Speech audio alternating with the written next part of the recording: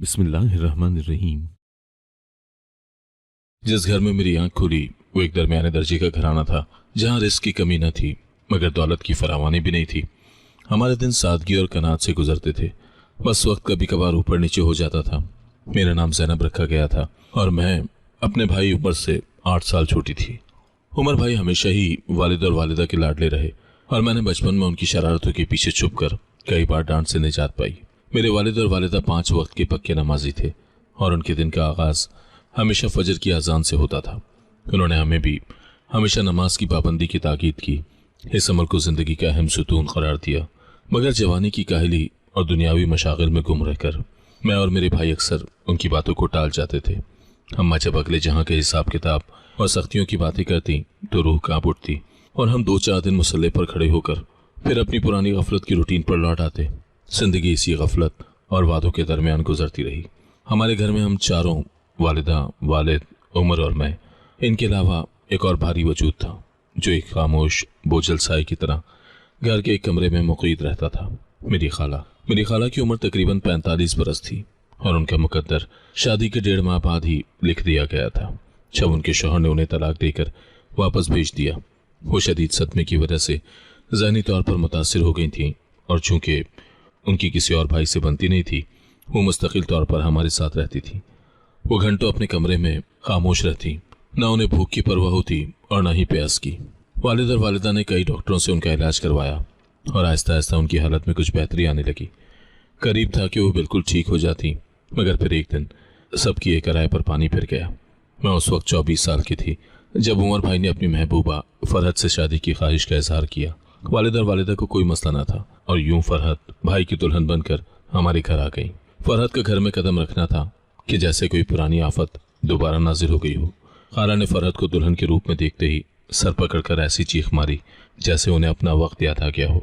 नई दुल्हन का इस्तकबाल, हंसी खुशी की रस्में, सब कुछ थम गया। हम सब खाला की तरफ भागे जो चीखते चीखते बेहोश हो गई और अगले 2 दिन तक होश में नहीं आई। खानदान में फौरन ये बात फैल गई कि फरहत सब्ज कदम है।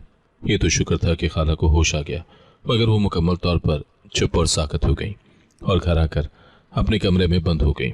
फरहत, मेरी भाभी, खुश शक्ल थी मगर उसकी आदत बहुत अजीब थी।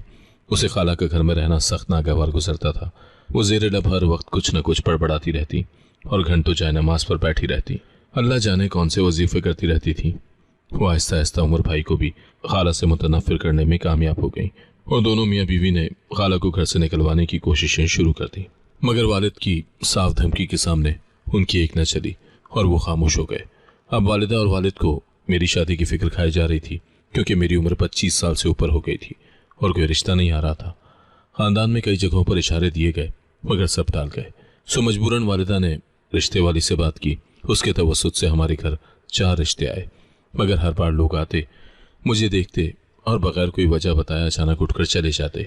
ये मुसलसल ठुकराए जाने का अमल मेरे दिल पर गहरी चोटें लगा रहा था। आज 5वीं बार रिश्ते वाले आए थे। मैं किचन में लवाजमात देख रही थी जब मेरी भाभी फरहत आकर खड़ी हो गई। उनका लहजा हमेशा से ज़्यादा अजीब और तंज़ामेज़ था। तुम्हारी वालिदा तुम्हें बुला रही हैं, चाय लेकर बैठक में चली जाओ। और हाँ, बिला वजह शोखियाँ मारने की ज़रूरत नहीं है। हर बार की तरह हमारी इज्जत ख़राब न करना, बस चाय पकड़ाना और वापस आ जाना। मैंने दिल ही दिल में अपनी किस्मत को कोसा। मैंने सारे लवाजमात ट्रॉली में सजाए और बैठक की जानिब बढ़ गई। दरवाजे के आगे रुककर मैंने अपने हुलिये पर एक नज़र डाली जो हद दर्जा काबिल कबूल था। मैं काफ़ी खूबसूरत लग रही थी, मगर ये 5वीं बार का इम्तहान था। मैं अंदर दाखिल हुई तो सामने सोफे पर 5 मोटी मोटी औरतें बैठी थीं और साथ ही 3 मर्द विराजमान थे। ऐसा लग रहा था जैसे वो डोली लेने आए हों। मैंने जल्दी से सलाम किया और चाय बनाकर मेज़ पर रखने लगी। साथ ही साथ बाकी लवाजमात भी मेज़ पर रखे और जाकर वालिदा के पास बैठ गई। वालिदा ने जैसे ही मेरा तारुफ करवाया, उन्होंने मुझे सरता पैर घूर कर देखा। फिर वो एक दूसरे को देखते हुए कुछ इशारे करने लगी और अचानक मुंह पर हाथ रखे दबी दबी आवाज़ में बातें करने लगी। वो बार बार मेरे सर के पीछे मौजूद खिड़की की तरफ देख रही थी और उनकी आंखों में हिकारत और ताज्जुब का मिला जुला तासुर था। फिर देखते ही देखते वो औरतें उठकर खड़ी हुईं और उनके उठने के साथ ही मर्द भी उठ गए और अजीब सी नज़रों से मेरी तरफ देखते हुए एकदम बैठक से निकल गए। वालिदा और वालिद उनको यूं उठकर जाता देखकर बेहद परेशान हो गए और फौरन उनके पीछे गए ताकि उनको रोक सकें। मुझे उन औरतों की नज़रें याद आईं जो मेरे पीछे की दीवार में मौजूद खिड़की पर थी। मैं कुछ सोचकर खिड़की के पास आई। देखा तो वो हल्की सी खुली हुई थी। मैंने उसे पूरा खोला तो सामने मेरी भाभी फरहत गार्डन में लगे फूलों के साथ मसरूफ थी, मगर उनके चेहरे पर एक खुफिया सी मुस्कुराहट थी जो मुझे अजीब लगी। मेरी आंखें एकदम आंसू से भर आई थी। मैं वहीं खड़ी ख्यालों में गुम अपनी किस्मत को कोस रही थी जब वालिदा का जोरदार थप्पड़ मेरी कमर पर पड़ा और मैं होश में आई। जैसे ही पीछे मुड़ी, वालिदा ने मेरे चेहरे पर थप्पड़ों की बरसात कर दी। साथ ही साथ मुझे कोस भी रही थी कि क्या कमी है मुझ में कि लोग यूं बिना बात किए चले जाते हैं। मैं चुपचाप आंसू रोके खड़ी रही। कुछ देर के बाद वालिदा थक हार कर सोफे पर बैठ गई और रोने लगी। वालिद भी शिकस्त कदमों से चलते हुए आए और आकर सोफे पर बैठ गए। मैं जानती थी कि ये 5वीं बार की शिकस्त है और मुझे किसी भी तरह की कोई उम्मीद लगाने का कोई फायदा नहीं, सो इंतजार बेकार था। कुछ देर के बाद भाभी फरहत कमरे में दाखिल हुई और बड़े मजे से मेज से चाय का कप उठाकर टांग पर टांग चढ़ाए सोफे पर बैठ गई और चाय पीने लगी। वो वालिदा, मेहमान तो यूं ही बगैर कुछ खाए पिए चले गए थे। अब मेरी प्यारी नन ने इतनी मोहब्बत से इतने सारे लवाजमात तैयार किए थे, मगर सच कहूँ तो ये लोग तो बेमुरवत निकले।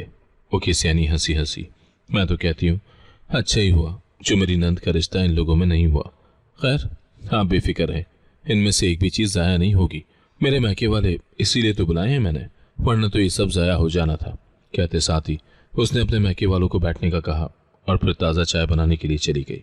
उनके रिश्तेदारों की सवालिया नज़रें खुद पर बर्दाश्त करना मेरे बस में ना था, इसीलिए मैं उठकर अपने कमरे में आ गई। कमरे में पहुंचते ही मेरे आंसू पलकों की बाढ़ तोड़कर बाहर निकले थे। अफसोस इस बात का था कि हर बार की तरह इस बार भी मेरे रिश्ते की नाकामी में भाभी का ही हाथ था। मैंने हर मर्तबा ही नोट किया कि भाभी कहीं ना कहीं कोई ना कोई टांग ज़रूर अड़ाती है। अब मैंने भी सोच लिया था कि आज के बाद मैं किसी के भी सामने नहीं जाऊंगी और ना ही कभी शादी करूंगी। जितना रोना था मैं आज खुलकर रो चुकी थी। अगली सुबह उठते साथ ही मैंने करीब स्कूल में नौकरी के हुसूल के लिए अपनी CV जमा करवा दी थी। घर बैठने से तो बेहतर यही था कि मैं पढ़ा लूँ, कम से कम भाभी से सामना तो कम होगा। वालिदा और वालिद थोड़ी हीरो इज्जत की बात मान गए, जबकि उमर भाई ने फरहत के भड़काने पर अच्छा खासा वाविला खड़ा किया कि मैं घर से बाहर ना निकलूं। भाभी उस वक्त सबके सामने शहद जितनी मीठी बनी हुई थी और भाई को मुझे डांटता देखकर बार बार मना कर रही थी। भाभी के इस दोगलेपन पर मुझे बेइंतहा गुस्सा आया था, मगर मैं भाई की बातों को इग्नोर करके स्कूल चली गई। मैंने यही सोचा था कि अब बस भाभी से बराए नाम रिश्ते ही रखूंगी, लेकिन वक्त तमाम सोचों पर बाजी ले जाता है। मुझे स्कूल जाते कुछ ही दिन हुए थे। मैंने जहाँ सोचा था कि ये मेरे लिए फ़ायदेमंद होगा, ऐसा कुछ ना हुआ, बल्कि मुझे तो पहले ही हफ्ते में एक नई परेशानी पड़ गई और वो वालिदा की परेशानी थी। मैं जब भी स्कूल से वापस घर आती तो वालिदा काम में लगी होती थी और काम करके बेतहाशा थकी हुई होती थी, जबकि फरहत हमेशा आराम करती हुई पाई जाती थी। मुझे बड़ा गुस्सा आता। एक दिन मैंने उससे बात करने का सोचा। उस दिन जुमेरात का दिन था। मैं स्कूल से हाफ लीव लेकर घर आई थी और घर आते ही मुझे हैरत का शदीद तरीन झटका लगा था। भाभी ने सारा घर फैला रखा था और वो घर के सारे बिस्तर उठा उठा कर छत पर ले जा रही थी। उनका लहजा आज बड़े मीठे लहजे में बात कर रहा था। वो कह रही थी कि सावन का महीना है, बिस्तरों को धूप लगवाना और घर की मुकम्मल सफाई ज़रूरी है ताकि कोई कीड़ा वगैरह ना घुसे हों। मैं सर हिलाते अपने कमरे में चली गई। कुछ देर के बाद मैं फ्रेश होकर बाहर आई तो भाभी बेचैन सी मुझे सारे घर में घूमती हुई नजर आई थी। वो घर में जाने क्या कुछ ढूंढ रही थी। मैंने जाकर उससे पूछा कि उसे क्या हुआ है। मेरी बात सुनते साथ ही एकदम से उसके चेहरे का रंग उड़ गया। वो एकदम से चौंक सी गई थी। थोड़ी देर के बाद वो खुद को संभालते हुए बोली कि वो तो कुछ भी नहीं ढूंढ रही, बस देख रही थी कि कहीं जाले तो नहीं रहते। ये कहते साथ ही वो अपने कमरे में चली गई, जबकि मैं पुरसोच नज़रों से उसको जाता देखती रही। उसके चेहरे की उड़ी हुई हवाइयाँ मुझे कुछ और ही सोचने पर मजबूर कर रही थी। कुछ तो था जो वो मुझसे छुपा रही थी। शाम के वक्त मैं खाना बनाने की गर्ज से किचन में गई तो किचन के दरवाजे पर पहुंच कर ही हक्का बक्का खड़ी रह गई। मेरे सामने ही भाभी फरहत सिंक के पास खड़ी बर्तन धोने में मसरूफ थी, जबकि चूल्हे पर मौजूद देगचों से आने वाली खुशबू इस बात का सबूत थी कि खाना इंतहाई मज़ेदार और शानदार बना है। मेरी हैरत कम होने का नाम ही नहीं ले रही थी, क्योंकि भाभी इस 1-1.5 साल के दौरान शाज़ो नादिरी किचन में आई थी। खैर, मैं बिना कोई आवाज़ किए उल्टे कदमों से वापस कमरे में आ गई। कुछ देर के बाद भाभी मुझे खाने के लिए बुलाने आ गई। मैंने अनजान बनते हुए खाना खा लिया। खाना बेइंतहा लजीज और मज़ेदार था, मगर उस खाने में एक अजीब सा नशा था जो जिस्म को फौरी तौर पर निठाल कर देता था। मैंने जागते रहने की बहुत कोशिश की, लेकिन मेरी आंखें खुद ब खुद ही बंद हो गईं और फिर मेरी आंख अगले दिन सुबह 10 बजे खुली थी। इत्तेफाक से वालिदा और वालिद भी उसी वक्त उठे थे। उन्हें अपनी नमाज की कज़ा हो जाने पर बेहद अफसोस हो रहा था। کہاں وہ فجر سے پہلے اٹھ جاتے تھے اور کہاں صبح کے 10 بجے۔ خیر، پھر ایسا ہی ہر جمعرات کو ہونے لگا۔ بھابھی سارے گھر کے بستر دھوپ لگانے کے لیے چھت پر لے جاتی، پورے گھر کی صفائی کرتی اور رات کو ہمیں مزیدار کھانے بنا کر کھلاتی۔ اس کھانے کو کھاتے ہی ہم سب گہری نیند سو جاتے۔ وقت گزرتا جا رہا تھا۔ آج ساون کا آخری دن تھا، یعنی 7ویں جمعرات۔ میں اسکول سے واپس گھر آئی تو بھابھی حسب عادت بستر چھت پر لے کر جا رہی تھی۔ مجھے آج ایک اسکول ٹیچر کے گھر اس کے نکاح پر جانا تھا۔ میں جلدی سے تیار ہوئی اور وہاں چلی گئی۔ میں تقریباً رات کے 8:30 بجے واپس آئی۔ تب بھابھی نے میرا کھانا لا کر کمرے میں رکھا تھا۔ اس وقت میں واش روم میں تھی۔ فریش ہونے کے بعد میں نے کھانا لے جا کر کچن میں رکھ دیا، کیونکہ میں باہر سے کھانا کھا کر آئی تھی اور مجھے ذرا بھی بھوک نہیں تھی۔ والدہ اور والد سو چکے تھے، بھابھی بھی اپنے کمرے میں جا چکی تھی۔ میں اپنے کمرے میں آ گئی، مگر مجھے نیند نہیں آ رہی تھی۔ میں آنکھیں بند کر کے لیٹ گئی۔ باہر ایک غیر معمولی خاموشی تھی۔ کچھ دیر کے بعد مجھے اپنے پاؤں پر کچھ گیلا سا محسوس ہوا، ٹھنڈا ٹھنڈا پانی۔ میں نے ایک دم سے اٹھ کر اپنے سامنے ٹارچ لگائی۔ ٹارچ لگاتے ہی میری جان نکلنے لگی۔ میرے منہ سے ایک چیخ نکلی۔ میرے سامنے ہی میری بھابھی فرحت اور عمر بھائی کھڑے تھے اور ان کے بالکل ساتھ ایک بوڑھا آدمی کھڑا تھا۔ اس کا حلیہ بے حد ڈراؤنا تھا، جس کے باعث میری چیخ نکل گئی۔ اس آدمی کے ہاتھ میں ایک پیالہ سا تھا جس سے وہ میرے اوپر پانی چھڑک رہا تھا۔ مجھے چیختے دیکھ کر بھابھی ایک دم سے میرے پاس آئیں اور میرے منہ پر ہاتھ رکھ لیا۔ وہ مجھے بالکل چپ رہنے کا کہہ رہی تھیں۔ میں اتنی حواس باختہ ہو گئی تھی کہ میرے منہ سے کوئی لفظ ہی نہ نکلا۔ تبھی بھائی بھی چلتے ہوئے میرے پاس آئے اور ایک دم سے میرے سر پر ہاتھ رکھا۔ تبھی وہ بوڑھا بزرگ بولا بھابھی سے مخاطب ہو کر، مبارک ہو بیٹی، تمہاری سر توڑ کوششیں رنگ لے آئی ہیں۔ آج 7 جمعراتیں پوری ہو گئی ہیں۔ اب یہ بچی اور یہ گھر جادو کے اثر سے بالکل محفوظ ہیں۔ اس نے ایک گہرا سانس لیا، اور وہ ملعون جادو جو اس نے اس بچی پر کیا تھا، اب اس کا اثر خود اس پر پلٹ کر ہوگا۔ پھر وہ بزرگ میرے پاس آیا اور میرے سر پر شفقت سے ہاتھ دھرتے ہوئے بولا، نماز میں کوتاہی نہ کیا کرو، اس کی پابندی اختیار کرو۔ تمہارے سارے گھر والے نماز کی پابندی کرتے ہیں، اسی لیے سب کے سب جادو کے اثر سے محفوظ رہے۔ کسی کو کچھ بڑا نقصان نہیں ہوا، لیکن تم غافل تھی۔ اگر تمہاری بھابھی کھوج نہ لگاتی اور اس جادو کا توڑ نہ ہوتا تو تمہارا چہرہ اور جسم بالکل کالا سیاہ ہو جانا تھا۔ تم پر بہت سخت وار کیا گیا تھا۔ اپنے ماں باپ کا حکم مانو اور بھابھی کی باتوں پر غور کیا کرو، یہ بہت سمجھدار بچی ہے۔ میں کسی ٹرانس کی کیفیت میں بزرگ کی باتوں پر سرہامے ہلا رہی تھی۔ اس کے بعد بزرگ نے زیر لب کچھ پڑھ کر میرے ماتھے پر پھونک ماری اور بھابھی سے اجازت لیے چلے گئے۔ بھائی ان کے ساتھ ہی ان کو باہر تک چھوڑنے کے لیے گئے تھے۔ میں بھابھی کی طرف سوالی نظروں سے دیکھ رہی تھی جب بھابھی نے مجھے بیڈ پر لٹا دیا۔ کچھ ہی دیر کے بعد میں سو گئی تھی۔ صبح میری آنکھ خالہ کی چیخوں سے کھلی۔ میں ایک دم سے کمرے سے نکل کر باہر گئی۔ سامنے کا منظر دیکھتے ہی میرے ہوش اڑ گئے۔ سامنے ہی خالہ لاؤنج کے بیچوں بیچ کھڑی اپنے چہرے کو ناخنوں کی مدد سے کھرچ کھرچ کر چیخے جا رہی تھی۔ ان کا پورا جسم سیاہ پڑا ہوا تھا۔ مجھے ایک دم سے بزرگ کی بات یاد آئی تھی، جس سے میں بے یقینی کی کیفیت سے خالہ کی طرف دیکھنے لگی تھی۔ کیا میرے ساتھ جو کچھ بھی ہوا تھا وہ خالہ نے کیا تھا؟ میں اپنی ہی سوچوں میں گم تھی جب بھابھی نے میرے کندھے پر ہاتھ رکھا اور مجھے اندر لے گئی۔ کمرے میں والد، والدہ اور بھائی پہلے سے موجود تھے۔ تب بھابھی نے ہمیں حقیقت بتانی شروع کی۔ یہ سب کچھ خالہ نے ہی کیا ہے۔ بھابھی نے بتایا کہ خالہ پہلے سے ہی کالے جادو والے کام میں ملوث تھیں اور پیسے لے کر کئی لوگوں کی زندگیاں برباد کر چکی تھیں۔ خالہ کو والدہ سے نفرت تھی۔ وہ ان کی جگہ اپنی سہیلی کو اپنی بھابھی بنانا چاہتی تھی، مگر ایسا نہ ہو سکا۔ اس دوران جب خالہ کی شادی ہوئی تو 2 مہینے کے بعد ان کے سسرال کو ان کے کالے کرتوتوں کے بارے میں علم ہو گیا تو ان کو طلاق دے دی گئی۔ ان کو یہی لگا تھا کہ والدہ نے ان کے سسرال میں یہ بات بتائی تھی۔ تبھی وہ ذہنی توازن کھونے کا ڈرامہ کر کے ہمارے گھر آ گئی اور والدہ کو ہر طرح سے پریشان کرنے کی کوشش کرنے لگی۔ والدہ جانتی تھی، مگر والد کو بتانے کی ہمت نہ کر پائی، کیونکہ والد اپنی بہن کے خلاف کوئی بھی بات نہ سنتے تھے۔ پھر فرحت کیا تھی، جب خالہ نے دیکھا کہ والدہ کی سیٹ مضبوط ہو گئی ہے تو اس نے ہم سب کو بھابھی کے خلاف کرنے کی کوشش شروع کر دی۔ بھابھی نے بھائی کو سب کچھ بتا دیا تھا اور اپنے ساتھ ساتھ نماز کا پابند بھی کر لیا تھا۔ ہمارے گھر میں سبھی نمازیں پڑھتے تھے سوائے میرے۔ تبھی خالہ نے مجھے ہی اپنا نشانہ بنایا اور مجھ پر جادو کر دیا۔ اس کے جادو کی وجہ سے میرے رشتوں کی بندش ہو گئی تھی۔ بھابھی کو گھر کے لحافوں، سرہانوں اور مختلف جگہوں سے تعویذ ملے تھے۔ اس کے بعد بھابھی نے اپنے ماموں سے رابطہ کیا، جو کہ بہترین عامل تھے، اور ان کی وجہ سے ہی مجھ پر کیے گئے کالے جادو کا توڑ ممکن ہوا، اور اس کے لیے 7 جمعراتوں تک घर में पड़ा हुआ खाना खिलाना ज़रूरी था। सारी सच्चाई जानकर मैं भाभी के कदमों में गिर गई। मैं बेहद शर्मिंदा थी। जिसे मैं अपना दुश्मन समझती रही थी वही मेरी सबसे बड़ी मुखलिस थी। भाभी ने मुझे माफ़ कर दिया। उस दिन के बाद से मैंने नमाज की पाबंदी शुरू कर दी और चंद ही दिन के बाद मेरा एक अच्छी जगह रिश्ता तय हो गया था। खाला पर जादू पलट चुका था। उनको कोढ़ की बीमारी लग गई थी जो आहिस्ता आहिस्ता उनको मौत की तरफ ले जा रही थी।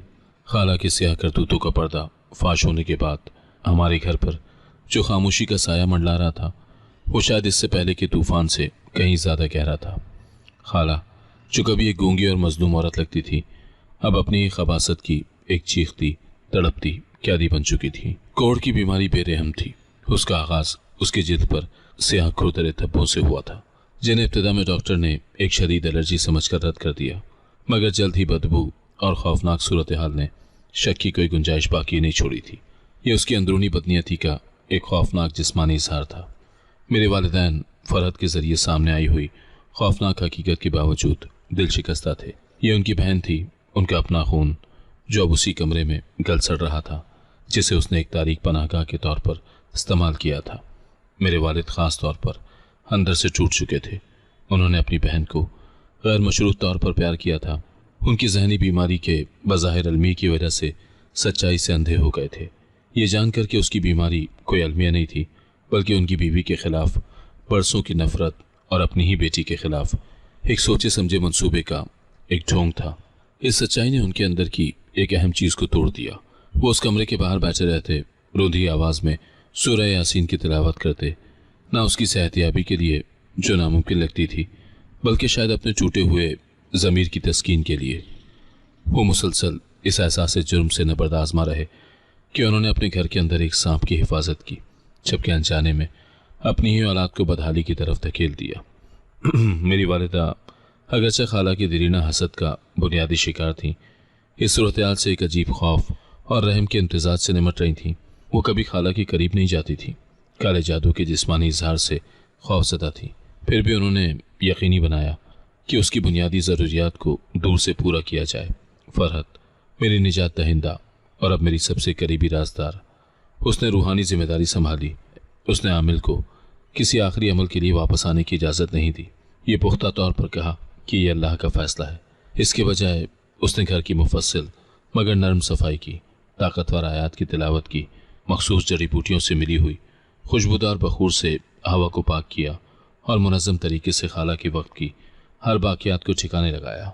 धागे की अजीब गिरहें, बिस्तरों में मिले खुफिया कागज़ के टुकड़े, नीम के दरख्त के नीचे से खोदी गई मट्टी जहाँ वो अक्सर बैठा करती थी।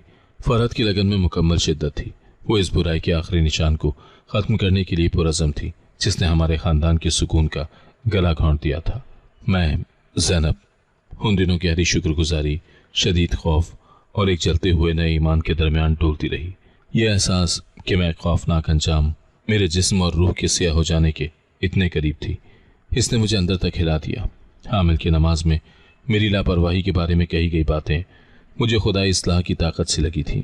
मैंने सिर्फ नमाज पढ़ना शुरू नहीं किया, मैं मुसल्ले से यूं चिमट गई जैसे ये एक खौफनाक हद तक गैर मुस्तहकम दुनिया में वाहिद ठोस ज़मीन हो। मैंने महसूस किया कि नमाज एक फ़र्ज़ नहीं है, ये एक ढाल, तहफ़्फ़ुज़ का एक वादा है। मैंने वज़ू के पानी को अपने ऊपर से बरसों की रूहानी गर्द धोते हुए महसूस किया। मुसल्ले के बाहर की दुनिया हकीकत थी, लेकिन नमाज के अंदर की दुनिया वाहिद सच्चाई थी। ईमान के साथ ये नया अहद मेरे मुस्तकबिल के लिए रखी गई पहली सच्ची बुनियाद थी। खाला का ज़वाल तेज़ी से और दिल दहला देने वाली शिद्दत से हुआ। वो अक्सर बाहर निकलकर ज़ोर ज़ोर से चीखती, उस औरत के बारे में चीखती जो उसका चेहरा चुरा रही थी। वो इस इंकशाफ के 2 हफ्तों के बाद सुबह सवेरे दुनिया से रुखसत हो गई। उसकी मौत एक रिहाई थी, लेकिन पुरअमन नहीं। तदफीन एक सोगवार खामोश मामला था। पूरे ख़ानदान ने एक गैर फितरी अंजाम को बोझ महसूस किया। वहाँ कोई गम नहीं था, सिर्फ गहरी राहत और अलमिये का एक देर पा एहसास। एक ज़िंदगी जो हसद और तारीकी में खप गई थी, उसका अलमिया। जब तारीकी छट गई तो आखिरकार मेरी राह पर रोशनी चमकी। वो अच्छा रिश्ता जो खाला की वफ़ात के महज चंद दिन के बाद मौज़ाती तौर पर सामने आया था, वही था जिसके लिए मेरे वालिदैन ने दुआएं की थी। उनका नाम आयान था और वो बैरून मुल्क मुलाजमत करने वाले एक इंजीनियर थे जो एक मुख्तसर छुट्टी पर घर आए हुए थे। ان کا خاندان اگرچہ قدامت پسند تھا، انتہائی مہربان اور روایت میں گہرا جڑا ہوا تھا، جو ظاہری خوبصورتی پر سیرت کو اہمیت دیتا تھا۔ یہ واضح تھا کہ بندش ہٹ چکی تھی۔ جب رشتے کی ملاقات ہوئی تو کھڑکی کی طرف کوئی عجیب نگاہیں نہیں اٹھی، کوئی اچانک روانگی نہیں ہوئی۔ آیان کی والدہ ایک نرم گو خاتون جن کا نام بی بی حمیدہ تھا، انہوں نے میرا ہاتھ تھاما اور کہا، ایک بہو نہیں بلکہ ایک بیٹی کا استقبال کرنے کی خوشی کے بارے میں بات کی۔ آیان کے ساتھ میری منگنی 1 ہفتے کے اندر پکی ہو گئی اور شادی کی تاریخ 3 مہینوں کے بعد آیان کے خلیج میں اپنے کام پر واپس جانے سے پہلے طے کر دی گئی۔ 3 مہینے خریداری کے دوروں، درزی کی ملاقاتوں اور خاندانی اجتماعات کی دھند میں گزر گئے، لیکن اس خوشگوار ہلچل کے دوران میں نے فرحت میں ایک لطیف تبدیلی محسوس کرنا شروع کر دی۔ وہ اب بھی میری پیاری پرعزم محافظ بھابھی تھی، لیکن ایک خالص لچک، وہ پرجوش توانائی جس نے اسے پاکیزگی کے ان 7 خطرناک ہفتوں میں چلایا تھا، مدھم پڑ چکی تھی۔ اس کی خوبصورت اظہار سے بھرپور آنکھیں اکثر تھکی ہوئی لگتی تھیں۔ اس کی جلد کے نیچے ایک ہلکا، تقریباً ناقابل شناخت پیلا پن چھا گیا تھا۔ وہ میری پریشانیوں کو ہاتھ کے اشارے سے اور ہنسی کے ساتھ رد کر دیتی تھی۔ شادی کا دباؤ ہے میری جان، اپنی پسندیدہ نند کے لیے تیاری کرنا تھکا دینے والا ہے۔ میں اپنے ہی طوفان میں بہت زیادہ الجھی ہوئی تھی کہ سچ میں گہرائی میں جا کر دیکھوں، لیکن ایک واقعہ میرے ساتھ رہ گیا۔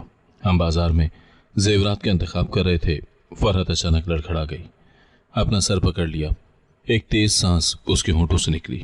فرحت کیا ہوا؟ میں نے گھبرا کر اس کا بازو تھام لیا۔ کچھ نہیں، بس تھوڑا سا چکر آیا ہے۔ اس نے سرگوشی کی، اس کا ماتھا ٹھنڈے پسینے سے نم تھا۔ شاید گرمی ہے، چلو جلدی سے کام ختم کرتے ہیں۔ بعد میں اس شام نئے سونے کے سیٹ کو ترتیب دیتے ہوئے میں نے اس کی کلائی کے گرد ایک پتلا بمشکل نظر آنے والا سرخ نشان دیکھا، جو اس کے کپڑوں کے نیچے بندھا ہوا ایک مدھم تعویذ کی طرح تھا۔ جب میں نے اس کے بارے میں پوچھا تو اس نے تیزی سے اپنی آستین نیچے کھینچ لی۔ اس کی آنکھوں میں گھبراہٹ کا ایک لمحاتی تاثر تھا۔ اوہ، وہ تو بس ایک پرانی توہم پرستی ہے جس پر میری والدہ نے زور دیا تھا جب میں چھوٹی تھی۔ فکر نہ کرو، اس نے کہا۔ اس کی آواز غیر معمولی طور پر دبی ہوئی تھی۔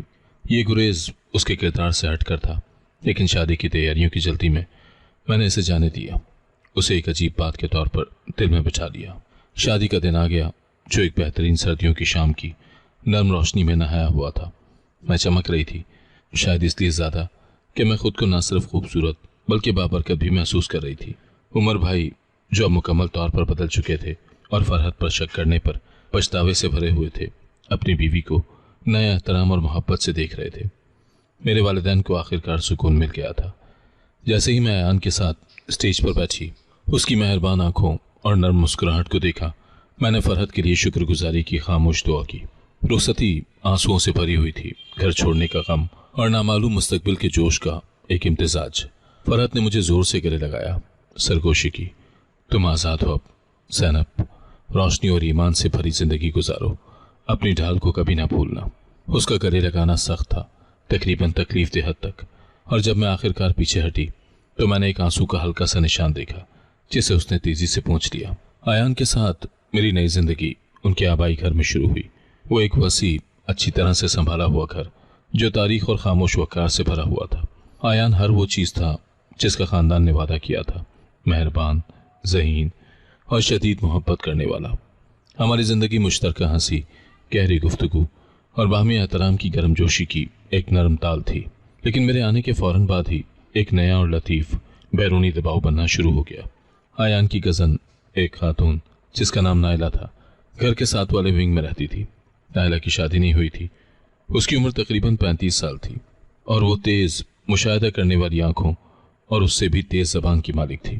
میرے آنے سے پہلے وہ بی بی حمیدہ، آیان کی والدہ کی غیر سرکاری پسندیدہ تھی۔ نائلہ کا گھر میں کردار غیر متعین لیکن ہر جگہ موجود تھا۔ وہ نوکروں کا انتظام کرتی تھی، روزانہ کا مینیو بناتی تھی اور تمام گھریلو گپ شپ کا بنیادی ذریعہ تھی۔ نائلہ نے کھلے عام میری مخالفت نہیں کی، لیکن اس کے غیر فعال جارحانہ دشمنی ایک روزانہ تھکا دینے والا کام تھا۔ وہ کک کو میرے کم مسالے والی ترجیح کے بارے میں بتانا بھول جاتی تھی، غلطی سے اپنے گندے کپڑے میرے ساتھ ملا دیتی تھی، اور آیان اور مجھے ہمارے ذاتی وقت میں معمولی مطالبات کے ساتھ مسلسل ٹوکتی رہتی تھی۔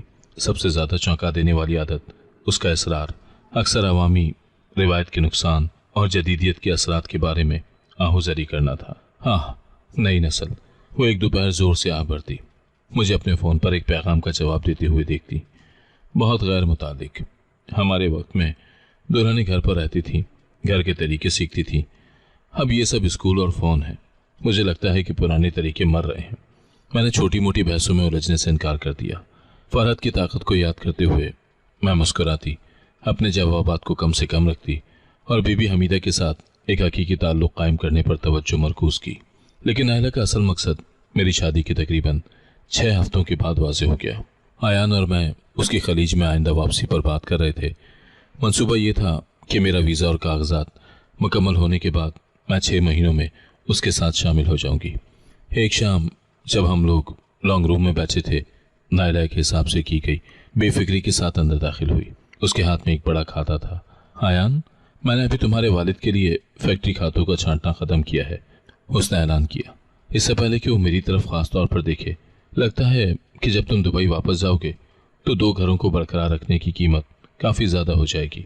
तुम्हारे वालिद ने जिक्र किया कि ज़ैनब के यहाँ होने से अखराजात कुदरती तौर पर बढ़े हैं। शायद जब तक ज़ैनब तुम्हारे साथ शामिल नहीं हो जाती, उसके लिए अपनी टीचिंग जॉब को दोबारा शुरू करना समझदारी होगा। थोड़ा सा ताउन ख़ानदानी मदद करता है ना? ये मशवरा हवा में लटका रहा। भारी और जारहाना। आयान के वालिद मलिक साहब एक अमीर आदमी थे, जिनकी एक टेक्सटाइल फैक्ट्री थी। कोई माली तंगी नहीं थी। ये नायला का मुझे बोझ के तौर पर निशान जद करने का तरीका था। एक ऐसा शख्स जिसे अपनी कीमत कमाने की ज़रूरत थी। इस तरह ख़ानदान में मेरी हैसियत को कम करना था। आयान मेरे चेहरे पर शर्मिंदगी को देखकर फ़ौरन खड़ा हो गया। नायला, तुम्हारी परेशानी का शुक्रिया, लेकिन मेरी बीवी की पेशा वाराना ज़िंदगी हमारे दरमियान का फ़ैसला है। वो यहाँ एक बेटी बनने के लिए है, मेरे वालिद के घर के लिए रोटी कमाने वाली नहीं है। तुम्हें अखराजात के बारे में फ़िक्र करने की ज़रूरत नहीं है। अब अगर तुम हमें माफ़ कर दो तो हमें कुछ पैकिंग पर बात करनी है। उसने मेरा हाथ पकड़ा और मुझे दूर ले गया, लेकिन इस वाक़े ने एक कड़वा जायका छोड़ दिया। मुझे ये ख्याल आया, क्या नायला किसी तरह इस तारीकी से जुड़ी हुई थी जिससे मैं अभी अभी बचकर निकली थी? क्या यह पुराने हसद की एक नई शक्ल थी? मैंने एक लंबी फ़ोन कॉल पर फरहत के साथ अपनी परेशानियों का इजहार किया। ये जादू नहीं है मेरी प्यारी ज़ैनब। फरहत की आवाज़ पुरसुकून थी, अगरचे थकावट से भरी हुई थी। ये तो बस इंसानी दिल की स्याही है जो किसी भी जादू से कहीं ज़्यादा मुस्तकिल हो सकती है। तुम्हारे पास अब तुम्हारी ढाल है, उससे गुस्से से मत लड़ो। एहतराम, मेहरबानी और अनथक कोशिश से लड़ो। अपने किरदार के ज़रिए खुद को नागुज़ीर बनाओ, ना कि अपनी कमाई से। इस तरह तुम नायला जैसे लोगों के खिलाफ जीतोगी। फरहत की बातें एक कंपास थीं। मैंने खुद को अपने नए किरदार में झोंक दिया। मैंने बीबी हमीदा के साथ घंटों गुजारना शुरू कर दिए। उनकी कहानियाँ सुनती, ख़ानदानी तरकीबें सीखती और हर चीज़ पर उनसे मशवरा लेती। बागवानी से लेकर कढ़ाई तक मैंने नायला की बुजुर्ग वालिदा के लिए तोहफ़े खरीदने के लिए वो पैसा इस्तेमाल किया जो आयान ने मुझे ख़रीदारी के लिए दिया था, और नायला को मुश्किल खाते के काम में मदद करने की पेशकश की। मैंने उसे कभी दुश्मनी नहीं दिखाई, सिर्फ गैर मुतज़लज़ल शाइस्ता एहतराम दिखाया। इस गैर मुतवक्की मेहरबानी ने नायला की जाहिरियत को गैर मुसल्लह कर दिया और उसके हमले कम हो गए। उसके तबसरे कम तल्ख हो गए। 2 महीनों के अंदर घर में सर्द महरी पिघलने लगी, जिसकी जगह एक हकीकी, अगरचे अभी भी आजमाइशी कबूलियत की गर्मजोशी ने ली थी। जिसकी जगह एक हकीकी, अगरचे अभी भी एक आजमाइशी कबूलियत की गर्मजोशी ने ले ली। ताहम फरहत में तब्दीली ज़्यादा वाज़ेह हो गई। उसकी आवाज़ अक्सर भारी होती थी। उसकी तवानाई की सतह तेज़ी से गिर रही थी। वो थकी हुई लगती थी और उसके पुरस्रार कलाई की तावीज़ का मौजू मेरे दिमाग में बार बार लौट रहा था। एक सुबह मैंने अपने भाई उमर भाई को फ़ोन किया, फरहत को नज़रअंदाज करते हुए, और उससे बराह रास्त पूछा, उमर भाई, मैं फरहत के बारे में परेशान हूँ। वो बहुत थकी हुई है। उसकी कलाई पर वो सुर्ख धागा क्या है? लाइन पर एक लंबी खामोशी थी। ज़ैनब, मुझे उम्मीद थी कि तुम नोटिस नहीं करोगी, उसने आखिरकार कहा। उसकी आवाज़ मायूसी से भरी हुई थी। ये एक कर्ज है, एक कीमत। अगले दिन मैं वापस अपने वालिदैन के घर चली गई। फरहत सोफे पर लेटी हुई थी, शफाफ लग रही थी। उसकी सास यानी मेरी वालिदा नरमी से उसके माथे पर मरहम लगा रही थी। घर खामोश महसूस हुआ। फरहत, मुझे सच बताओ, मैंने उसके पास बैठकर इल्तिजा की। कौन सा कर्ज, कौन सी कीमत? फरहत ने आह भरी। उसकी आंखें चमक रही थी। उसने मेरी तरफ देखा, फिर मेरी वालिदा की तरफ, जिन्होंने दुख से सर हिलाया। जब मैं अपने मामू आमिल के पास गई, फरहत ने एक नाजुक सरगोशी में शुरू किया। हालांकि किए हुए काम को देखा। यह सिर्फ शादी के लिए एक सादा बंदिश नहीं थी, ये एक शदीद जिंदगी चूसने वाली लानत थी। جس کا مقصد تمہارے جسم اور روح کو سیاہ کرنا تھا تاکہ تمہارا انجام تکلیف دہ ہو۔ انہوں نے کہا، یہ لعنت اتنی گہرائی میں جڑ پکڑ چکی تھی اور خالہ کی اپنی شیطانی روح سے تقویت یافتہ تھی کہ اسے مکمل طور پر الٹانے کے لیے صفائی کرنے والے شخص سے ایک کفارہ یعنی قربانی کی ضرورت تھی۔ میں نے خوف سے سانس روک لی، ہوا خوف سے بھری ہوئی تھی۔ کفارہ؟ اس نے جاری رکھا۔ آسان مگر خوفناک تھا۔ لعنت کو صرف اس صورت میں الٹا جا سکتا تھا اگر عامل نے کالے جادو کی مرکزی قوت، زندگی چوسنے والا حصے کو تم کسی ایسے شخص میں منتقل کر دو جو اسے قبول کرنے کے لیے متعلق آزاد ارادہ رکھتا ہو۔ وہ شخص میں تھی۔ مجھے تمہارے لیے درد برداشت کرنے کا انتخاب کرنا پڑا۔ انہوں نے مجھے وہ تعویذ، وہ سرخ دھاگا، برائی کے اثر کو روکنے کے لیے دیا، لیکن اثر باقی ہے۔ تمہاری زندگی اور روح کو بچانے کی قیمت میری اپنی طاقت اور صحت پر ایک سست رفتار نکاس تھی۔ میرے چہرے پر آنسو بہہ رہے تھے۔ تم نے میرے لیے یہ کیا؟ تم نے مجھے کیوں نہیں بتایا؟ تم نے عمر بھائی کو کیوں نہیں بتایا؟ عمر پہلے ہی جان گئے تھے، انہوں نے احتجاج کیا، لیکن میں نے انہیں بتایا کہ میں پہلے ہی انتخاب کر چکی ہوں۔ میں اپنی نند کو، جسے میں نے ایک بہن کی طرح پیار کرنا شروع کر دیا تھا، اس برائی سے تباہ ہونے نہیں دے سکتی تھی جو میں اس گھر میں لائی تھی، وہ برائی جو میرے آنے کے بعد خالہ نے لائی تھی۔ تمہارا بھائی بے بس تھا، وہ صرف میری حفاظت کرنے اور اس سے لڑنے میں میری مدد کرنے کا وعدہ کر سکتا تھا۔ عامل نے کہا کہ اثرات وقت کے ساتھ آہستہ آہستہ ختم ہو جائیں گے، لیکن یہ ایک لمبا اور تکلیف دہ عمل ہوگا، اور کسی کو نہیں پتہ چلنا چاہیے تھا، خاص طور پر تمہیں نہیں زینب۔ میں چاہتی تھی کہ تم ایک آزاد دل کے ساتھ میری قربانی کے بوجھ سے آزاد ہو کر اپنی نئی زندگی شروع کرو۔ یہ انکشاف ایک ہتھوڑے کی چوٹ کی طرح تھا۔ میری خوشی، میرا سکون، میری نئی زندگی، یہ سب اس عورت کی خاموش تکلیف پر مبنی تھا جس پر میں نے ایک بار غلطی سے عدم اعتماد کیا تھا۔ فرد کی محبت بے حد تھی، ایک خود کو جلانے والی شعلہ۔ اب ہم کیا کریں؟ تمہاری حالت کو الٹانے کے بارے میں عامل کیا کہتے ہیں؟ میں نے اپنی آواز میں کرواہٹ کے ساتھ پوچھا۔ فرد نے کمزوری سے سر ہلایا۔ انہوں نے کہا ہے کہ ایک لعنت کی توانائی ایک بار کفارے کے طور پر دوبارہ ہدایت کی جائے تو اسے آسانی سے ہٹایا نہیں جا سکتا۔ اسے مسلسل روحانی عمل کے ذریعے گزارنا اور آہستہ آہستہ ختم کرنا پڑتا ہے۔ میں اپنے وظائف کر رہی ہوں، لیکن کمزوری بہت زیادہ ہے۔ میں نے اپنے بھائی کی طرف دیکھا۔ عمر بھائی کا چہرہ جرم اور بے خواب راتوں سے کھدا ہوا تھا۔ میں بھی لڑ رہا ہوں زینب، لیکن ہر بار جب میں اس سے بات کرنے کی کوشش کرتا ہوں تو یہ صرف مسکراتی ہے اور مجھے اپنے کاروبار پر توجہ دینے کو کہتی ہے۔ میں خود کو کتنا بیکار محسوس کرتا ہوں۔ تب مجھے احساس ہوا کہ میرا سفر ختم نہیں ہوا تھا۔ کائنات نے مجھے آزمایا تھا اور فرحت نے میری روحانی لاپرواہی کی قیمت ادا کی تھی۔ اب میری باری تھی کہ میں اپنی نئی ملی ہوئی طاقت، اپنے دوبارہ دریافت کیے ہوئے ایمان کو استعمال کر کے اسے بچاؤں۔ نہیں عمر بھائی، تم بیکار نہیں ہو۔ ہم ایک خاندان ہیں اور ہم مل کر اس سے لڑیں گے۔ میں نے اپنی آواز کو مضبوط کرتے ہوئے اعلان کیا۔ خوف کی جگہ ایک پرعزم ارادے نے لے لی۔ اس نے اپنی جان کے ذریعے میری جان بچائی، میں اپنی روح کے ذریعے اس کی جان بچاؤں گی۔ میں نے دبئی جانے کی اپنی منتقلی کو ملتوی کرنے کا فیصلہ کیا۔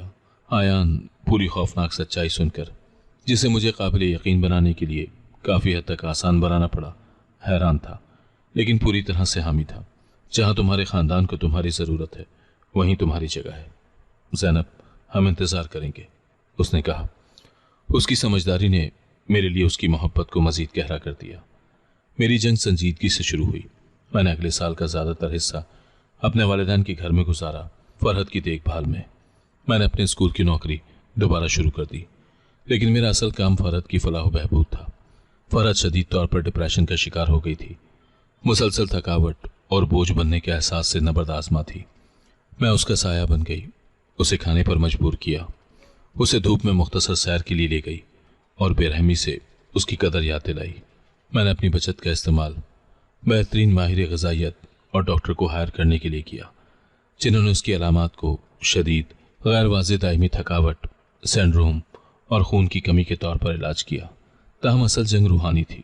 مجھے عامل کے مسلسل روحانی عمل پر زور دینے کی بات یاد تھی۔ میں نے فرحت کے استعمال کردہ وظائف کا مطالعہ کیا، لیکن مجھے احساس ہوا کہ وہ انہیں میکانیکی طور پر کر رہی تھی، کیونکہ اس کی توانائی اتنی کم تھی کہ ضروری روحانی طاقت موجود نہیں تھی۔ میں نے اس کی روحانی ڈھال کا کردار سنبھال دیا۔ میں نے ہر صبح اور شام منزل 7 بار تلاوت کی۔ میں تہجد کے لیے کھڑی ہوئی، اپنے یا اپنی شادی کے لیے نہیں بلکہ صرف فرحت کی صحت یابی اور اس کی روشنی کی بحالی کے لیے دعا کی۔ ایک ایسے ولولے کے ساتھ پڑھا جو مجھے نہیں معلوم تھا کہ میرے پاس تھا۔ خدا سے التجا کی، اے خدا، تو نے یوسف کو کنویں سے اور یونس کو مچھلی کے پیٹ سے بچایا، میری بہن کو اس تاریکی سے بچا جسے اس نے خوشی سے میرے لیے قبول کیا۔ تبدیلی سست تھی، لامحدود حد تک سست، لیکن یہ موجود تھی۔ 6 ماہ کے مسلسل روحانی اور جذباتی محنت کے بعد فرحت کی گالوں پر دوبارہ رنگ آیا۔ اس نے ہنسنا شروع کر دیا، اور ہنسی اب ایک کھوکھلی تھکی ہوئی آواز نہیں تھی۔ اس کی بھوک واپس آ گئی اور ڈپریشن کا بادل چھٹنے لگا۔ ایک برسات کی دوپہر جب ہم ساتھ بیٹھے تھے، فرحت نے اچانک میرا ہاتھ تھام لیا۔ زینب، اس نے کہا۔ اس کی آواز 1 سال میں جتنی مضبوط تھی، دھاگا ٹوٹ گیا۔ میں نے اس کی کلائی کی طرف دیکھا، مدھم سرخ دھاگا غائب تھا، اس کے نیچے کی جلد بے نشان تھی۔ ایسا تھا جیسے منفی توانائی کو رکھنے والا برتن آخرکار خالی ہو گیا اور ختم ہو گیا۔ تم نے یہ کیا، اس نے میرا ہاتھ دبایا۔ تمہاری تہجد، تمہاری منزل، تمہاری طاقت، تم نے صرف دعا نہیں کی، تم میرے لیے لڑی۔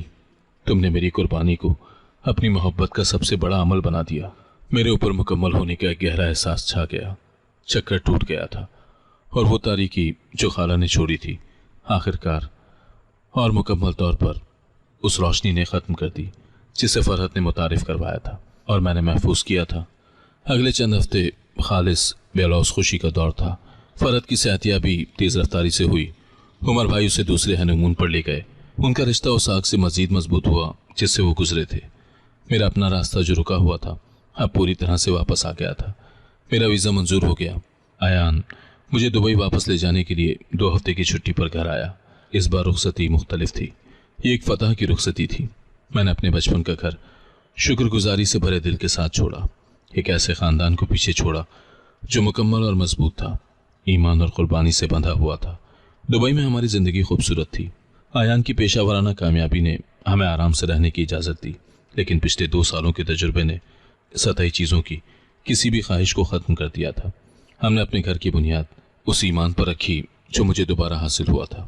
ہماری شادی کے 2 سال کے بعد ہمیں ایک بیٹے سے نوازا گیا جس کا نام ہم نے دانیال رکھا، ایک ایسا نام جو ہمیں مسلسل اس خدائے انصاف کی یاد دلاتا رہا جس کا ہم نے مشاہدہ کیا تھا۔ فرحت اور عمر بھائی اکثر ملنے آتے تھے، ان کے چہرے خوشی سے چمک رہے تھے۔ میرے تجربے نے مجھے یہ سکھایا کہ اصل حفاظت تعویذوں میں نہیں بلکہ سجدے میں چھپی ہوتی ہے۔ نیکی وقتی طور پر کمزور دکھائی دے سکتی ہے، مگر آخرکار وہی غالب آتی ہے۔ جن سے ہم دشمنی سمجھتے ہیں اکثر وہی ہمارے لیے ڈھال بن جاتے ہیں، اور جن پر اندھا اعتماد کرتے ہیں وہی ہمیں توڑ دیتے ہیں۔ مگر سچی محبت ہمیشہ کفارہ بن کر لوٹتی ہے، گناہوں کو نہیں مٹاتی مگر دل کو بدل دیتی ہے۔ سال گزرتے گئے، میرا بیٹا دانیال ایک روشن مہربان لڑکا بن کر بڑا ہوا۔ فرحت اور عمر بھائی کی ایک بیٹی ہوئی عائشہ، اور ہمارے بچے ایک دوسرے سے الگ نہ ہونے والے کزن تھے۔ ہمارے ماضی کے تاریک ابواب احتیاطی کہانیاں بن گئے جو ہمیں اپنے ایمان کی طاقت اور اپنے خاندانی رشتوں کی گہرائی کی یاد دلانے کے لیے نرمی سے سرگوشی کیے جاتے تھے۔ میرے والدین جو اب خوبصورتی سے بوڑھے ہو رہے تھے، آخرکار وہ سکون حاصل کر چکے تھے جس کے وہ مستحق تھے۔ میرے والد نے اپنی روح کو بحال کیا اور انہوں نے اپنے باقی سال پڑوسی بچوں کو قرآن پڑھاتے ہوئے گزارے، روشنی پھیلانے میں سکون پایا۔ میری والدہ فرحت کی ہمیشہ شکر گزار، اس کے ساتھ اپنی روح جیسا سلوک کرتی تھی۔ میں نے اپنے سبق کی قیمت کو کبھی نہیں بھولا، اور نہ ہی فرحت کی قربانی کی ناقابل یقین فیاضی کو۔ میں نے اپنی دعاؤں کو جاری رکھا، خوف سے نہیں بلکہ اس خالق کے لیے بے پناہ محبت سے جس نے ایک بے لوث بہن کے ذریعے مجھے زندگی کا دوسرا موقع دیا، اور اس سے بھی اہم بات، ایک بامانی زندگی کا موقع دیا۔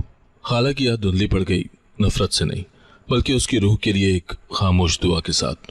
اس کا انجام اس کے انتخاب کا ایک المناک نتیجہ تھا، لیکن اس کا وجود بالآخر سب سے بڑی روحانی بیداری اور سب سے مضبوط خاندانی بندھن کا محرک بنا جسے ہم نے کبھی جانا تھا۔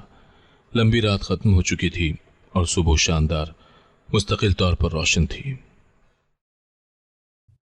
اگر آپ کو آج کی کہانی پسند آئی ہے تو ویڈیو کو ضرور لائک کیجیے گا اور اپنے دوستوں کے ساتھ بھی شیئر کیجیے گا، اور ہاں، اگر آپ نے ابھی تک ہمارا چینل سبسکرائب نہیں کیا تو ضرور سبسکرائب کریں۔